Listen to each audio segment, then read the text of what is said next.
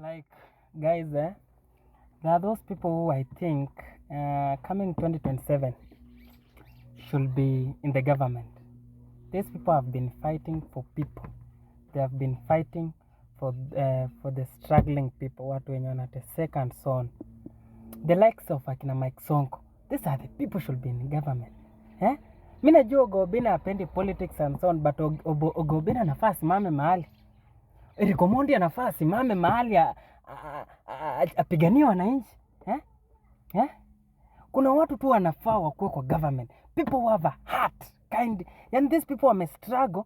Unaona mtu kama Jalas penye anachangamkia kazi, anapiga kazi. These people came from a low, they understand the ground. Yani mtu ametoka chini, God akam help. So msee ako tu na zili ya kusaidia watu, it is inside them. Una get? Like watu kama akina Eric Omondi, wasi wanafaa wapite through pass, wasimame independent na ni hivyo nayo.